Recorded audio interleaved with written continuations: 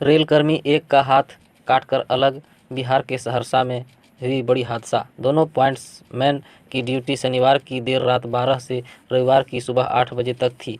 दोनों पॉइंट्समैन की यार्ड में इंजन को सेटिंग कराने के ड्यूटी लगाई थी। बिहार के सहरसा में अगले सुबह हुए हादसे में एक रेलकर्मी गंभीर रूप से घायल हो गए हैं तो दूसरे का एक हाथ कट गया है। इंजन की चपेट में आकर दो स्टंट मैन रविवार की पहले सुबह 4:30 बजे गंभीर रूप से जख्मी हो गया। घटना टीआरडी ऑफिस समीप टीआरडी यार्ड का है। दोनों घायलों का इलाज कराया जा रहा है। हाथ कटे रेलकर्मी को आईसीयू में भर्ती कराया गया है। पुलिस और रेलवे अपने अपने स्तर से जांच में जुटे हुए हैं। बिहार चुनाव से पहले जदयू का बड़ा कदम, राजनीतिक सलाहकार समिति का किया गठन। जदयू ने एक बड़ी राजनीतिक सलाहकार समिति का गठन किया है जिसमें 281 सदस्यों को शामिल किया गया है। इस समिति में पटना जिले के नेताओं को प्राथमिकता दी गई है और अल्पसंख्यक समुदाय के 33 लोगों को भी शामिल किया गया है। जदयू ने जंबो राजनीतिक सलाहकार समिति का गठन करके पार्टी को और मजबूत बनाने का प्रयास किया है। केंद्रीय मंत्री बोले बाबा साहब अम्बेडकर के नाम पर विपक्ष ने राजनीति, भाजपा ने किया सच्चा सम्मान।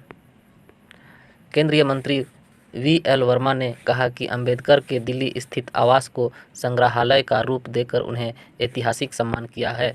हम नारेबाजी नहीं करते हैं, हम कार्य करते हैं। बाबा साहब का विचार समाज के अंतिम व्यक्ति तक पहुँचे, हमारी प्रतिबद्धता है।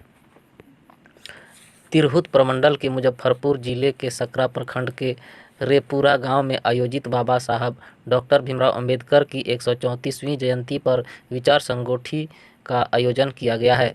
इस विशेष कार्यक्रम में भारत सरकार के केंद्रीय जल शक्ति विभाग के राज्य मंत्री बीएल वर्मा मुख्य वक्ता के रूप में शामिल हुए हैं। उन्होंने कहा कि बाबा साहब अम्बेडकर को सबसे अधिक सम्मान भाजपा ने दिया है, जबकि कांग्रेस ने उन्हें केवल वोट बैंक की राजनीति के लिए इस्तेमाल किया है। बिहार के इन जिलों में 5 और 6 मई को होगी भयंकर बारिश। आईएमडी ने जारी किया ऑरेंज और येलो अलर्ट। पटना मौसम विज्ञान केंद्र ने अपने पूर्वानुमान में बताया है कि 5 और 6 मई को बिहार के सभी जिलों में भयंकर बारिश का दौर रहेगा। इसमें बताया गया है कि कुछ जिलों में 50-60 किलोमीटर प्रति घंटा की स्पीड से हवा चल सकती है। मौसम विभाग ने बिहार के 7 जिलों के लिए ऑरेंज और 31 जिलों के लिए येलो अलर्ट जारी किया है। बिहार चुनाव पर जाति जनगणना का क्या असर, बीजेपी कैसे फायदे में आई? यहाँ पर कुछ जानकार तो कहते हैं कि प्रधानमंत्री मोदी ने एक मास्टर स्ट्रोक कदम उठा लिया है, क्योंकि उन्होंने सिर्फ जाति जनगणना लागू करने की बात नहीं है बल्कि उनकी तरफ से इस एक दांव के जरिए विपक्ष के मुद्दे को भी उसके हाथों से छीन लिया है।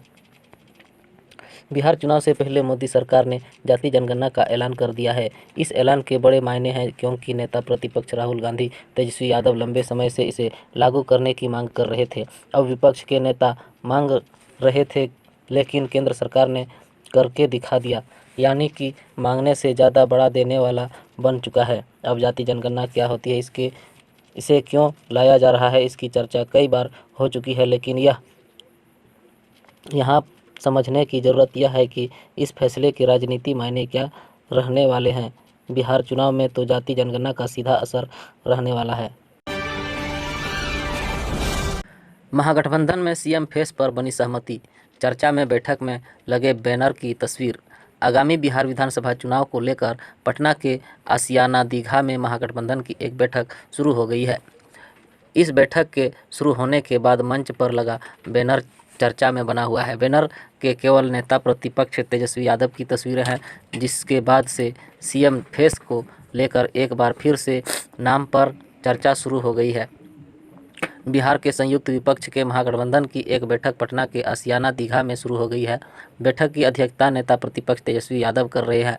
आज की बैठक में राष्ट्रीय जनता दल, कांग्रेस, तीनों वाम दल के अलावा विकासशील पार्टी के जिलाध्यक्ष, महासचिव, अधिकारी भी बुलाए गए हैं। बैठक के लिए बने मंच के बैनर पर सिर्फ नेता प्रतिपक्ष तेजस्वी यादव की तस्वीर है, जबकि अन्य दलों के चुनाव चिन्ह इसमें दर्शाए गए हैं। बैठक में तेजस्वी यादव समेत महागठबंधन के कई नेता मौजूद हैं।